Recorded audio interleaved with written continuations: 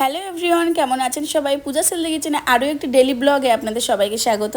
অনেক দিন পর চলে যাচ্ছি আমি আর মেয়ে, মানে সানা আর আমি যাচ্ছি বাজারে। অনেক বাজার আছে, তাছাড়াও আজকে শ্বশুর বাড়িতে যাব, পুরাতন বাড়িতে।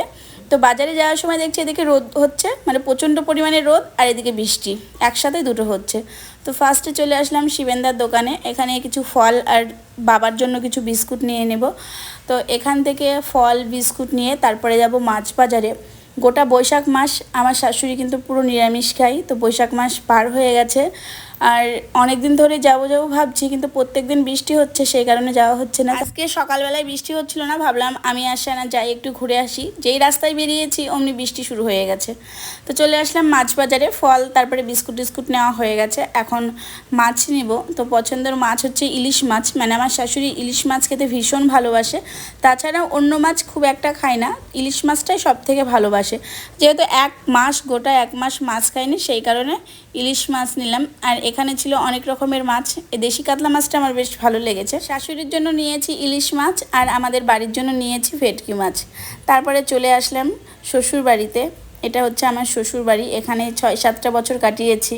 এখানে এখন খুব কম আসাই হয় না বললে চলে। মাছের মতো যখন বাজারটা দিতে আসি তখনই আসি।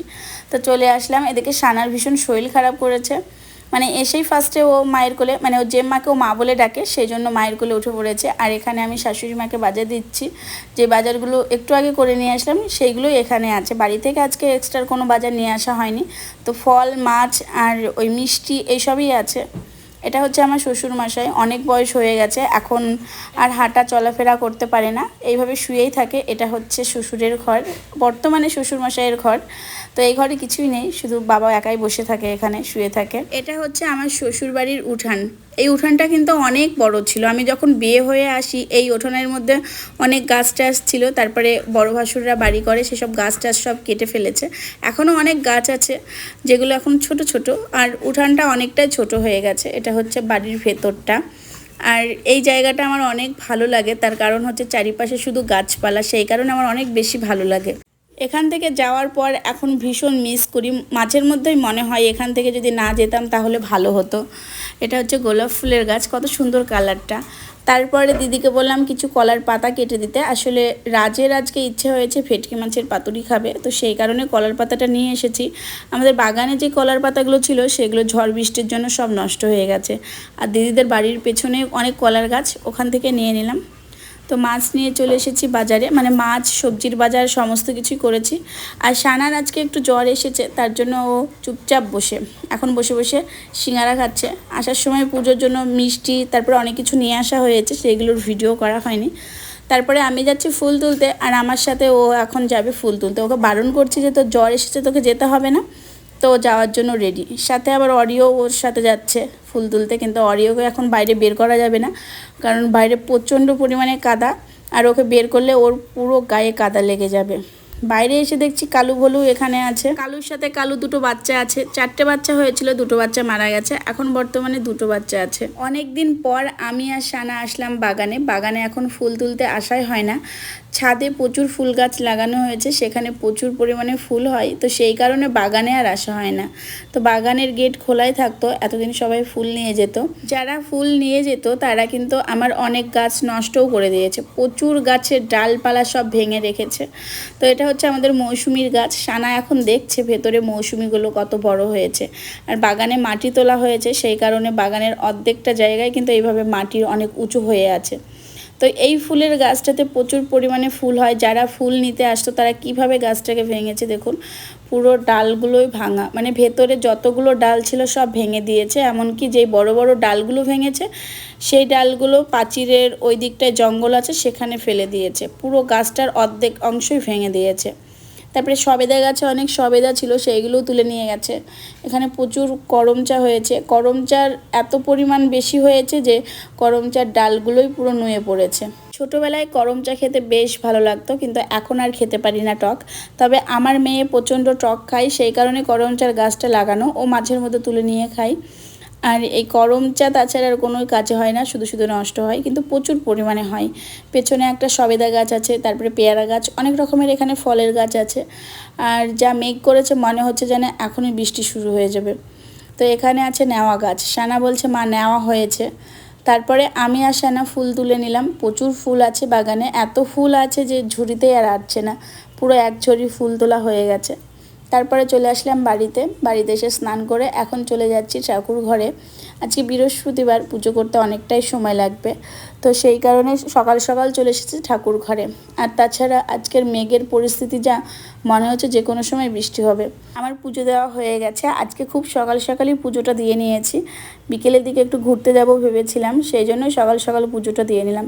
যেহেতু আজকে বৃহস্পতিবার, তার জন্য প্রত্যেকটা রিকাপ মানে একটা জায়গাতেই আমি দিয়েছি, আলাদাভাবে আর দিইনি। প্রচুর প্রসাদ হয় বৃহস্পতিবারে, তো ছোটো ছোটো রিকাবে আটে না। আমি যখন পুজো করছিলাম তখন বৃষ্টির শব্দ পাচ্ছিলাম, যেহেতু ঘরের ভেতরে বোঝা যাচ্ছিল না। তারপরে যখন বাইরে আসলাম দেখলাম যে ভালোই বৃষ্টি হয়েছে, এমনকি ঝিরঝির করে বৃষ্টি পড়ে যাচ্ছে। তারপরে চলে আসলাম রান্নাঘরে। কোনো একটা স্মেল আমার নাকে যাচ্ছিল, বুঝতে পারছিলাম না কিসের। তো দেখলাম মাসি এখানে বড়া ভেজেছে, কলার বড়া, তার জন্য একটা খুব সুন্দর গন্ধ হচ্ছিল, পুরো বাড়িটাই গন্ধতে ময়ময় করছিল। তারপরে মাসি প্রসাদ নামিয়ে নিয়ে চলে এসেছে, আর রাজ এসেছে। রাজের আজকে ভেটকি মাছের পাতুরি খাবার ইচ্ছা হয়েছে, তো ওদের বাড়িতে যখন গিয়েছিলাম আমাকে বললো যে ভেটকি মাছের পাতুরি খাবো, তো সেই কারণে আজকে ভেটকি মাছের আমি পাতুরি তৈরি করব। আর ভেটকি মাছ নিয়ে এসেছিলাম, সাথে এনেছিলাম ভেটকি মাছের কাটা, যেটা চচ্চড়ি খেতে আমার বেশ ভালো লাগে। তো ভেটকি মাছগুলো আজকে একবারেই পাতুরি করব, আলাদা আলাদাভাবে করব না। আগে আমি আলাদা আলাদাভাবে করতাম, কিন্তু এখন এইভাবে বেশিরভাগ করি, খুব তাড়াতাড়ি হয়ে যায়, কিন্তু টেস্ট একই রকম থাকে। তো কড়াইতে ফার্স্টে আমি তেল দিয়ে দিয়েছি যাতে তলায় না লেগে যায়। তারপরে আমি অনেকগুলো কলার পাতা দিয়ে দিলাম। এখন আমি ভেটকি মাছগুলো সাজিয়ে নেব। এই রকমভাবে তৈরি করলে খুব তাড়াতাড়ি হয়ে যায়, একসাথে সবগুলো হয়ে যায়। টেস্ট কিন্তু একই রকম থাকে, একটু 19-20 হয় না। তো ফার্স্টে মাছগুলো দিয়ে দিলাম, তারপরে আবার কলার পাতা দিয়ে দিলাম।